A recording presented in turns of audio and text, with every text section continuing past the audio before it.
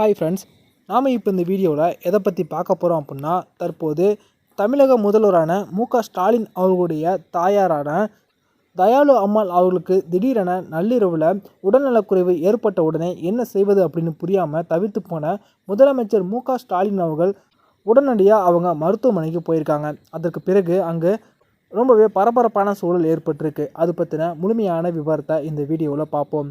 சமீபத்தில் பார்த்தீங்கன்னா மார்ச் 1ஆம் தேதி தமிழக முதல்வரான மு.க.ஸ்டாலின் அவர்கள் தன்னுடைய 77வது பிறந்த நாளை அவங்க கொண்டாடினாங்க. அப்போது தன்னுடைய தாயாரான தயாளு அம்மாள் அவர்களை இவங்க கோபாலபுரத்து இல்லத்துக்கு நேரில் போய் சந்தித்து அவங்களிடம் ஆசி பெற்று வந்தாங்க.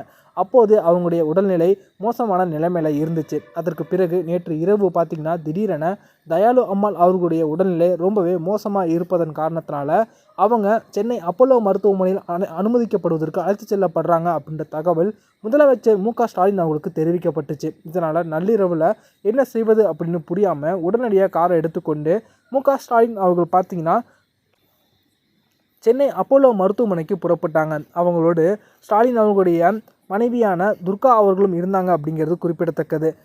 வயது முதிர்வு காரணமாக தயாளு அம்மாள் அவர்களுக்கு மூச்சு திணறல் ஏற்பட்டிருக்கு. இதன் காரணத்தினால தான் அவங்க உடனடியாக சென்னை அப்போலோ மருத்துவமனையில் அனுமதிக்கப்பட்டிருக்காங்க. அப்போலோ மருத்துவமனைக்கு வந்த முதல்வர் மு.க.ஸ்டாலின் அவர்கள் தயாளு அம்மாள் அவர்களுக்கு அளிக்கப்படுகின்ற சிகிச்சை விவரம் குறித்து முழுமையாக கேட்டு அறிஞ்சிருக்காங்க. அது மட்டுமில்லாது விரிவான மருத்துவத்தை அவங்களுக்கு அளிக்கும்படியும் தற்போது மருத்துவர்களிடம் அவங்க கோரிக்கை வச்சுருக்காங்க. பிறகு பார்த்திங்கன்னா இரவு முழுவதும் துர்கா ஸ்டாலின் அவர்களும் தமிழக முதல்வர் மு.க.ஸ்டாலின் அவர்களும் அங்கேயே மருத்துவமனையில் தங்கியிருந்து தயாளு அம்மாள் அவர்களுக்கு துணையாக இருந்திருக்காங்க. இதன் காரணத்தினால நேற்று இரவில் இருந்து விடியற் காலை வரைக்கும் மு.க.ஸ்டாலின் அவர்கள் வேறு இடத்திற்கு வெளியே செல்லாமல் அங்கேயே இருந்ததன் காரணத்தினால இன்று நடக்க இருந்த பல அரசு நிகழ்ச்சிகளில் தற்போது கலந்து கொள்ள முடியாத சூழல் ஏற்பட்டிருக்கு.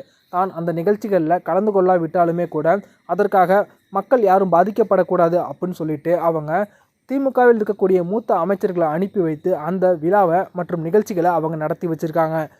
தயாளு அம்மாள் அவர்களுடைய உடல்நிலையில் சீரான முன்னேற்றம் இருப்பதாகவும் அவங்க விரைவிலே வீடு திரும்பிடுவாங்க, நீங்கள் வீட்டுக்கு செல்லுங்க அப்படின்னு மருத்துவர்கள் கூறிய போதிலுமே பார்த்தீங்கன்னா முதலமைச்சர் மு.க.ஸ்டாலின் அவர்கள் அவங்களுடைய பேச்சை கேட்காம கடைசி வரைக்கும் மருத்துவமனையிலே தற்போது தங்கி இருந்திருக்காங்க. அது மட்டுமில்லாது அவங்களுடைய உடல்நலம் குறித்து விசாரிப்பதற்காக தற்போது திமுகவினர் பல முக்கிய பிரமுகர்கள் தற்போது அப்போலோ மருத்துவமனைக்கு வந்து கொண்டிருந்திருக்காங்க. அவங்களை எல்லாம் தற்போது மு.க.ஸ்டாலின் அவர்கள் நீங்கள் நலம் விசாரிப்பதற்காக தற்போது உடனடியாக நீங்கள் மருத்துவமனைக்கு வர வேண்டிய அவசியம் கிடையாது, இதனால் மற்ற நோயாளிகளுக்கு தற்போது சிரமம் ஏற்படும், இதனால் நீங்கள் அம்மையார் வீடு திரும்பியதற்கு பிறகு நீங்கள் வீட்டில் நலம் விசாரித்து கொள்ளலாம், தற்போதைக்கு நீங்கள் மருத்துவமனைக்கு வர வேண்டாம் அப்படின்னு அறிவுரை கொடுத்துருக்காங்க.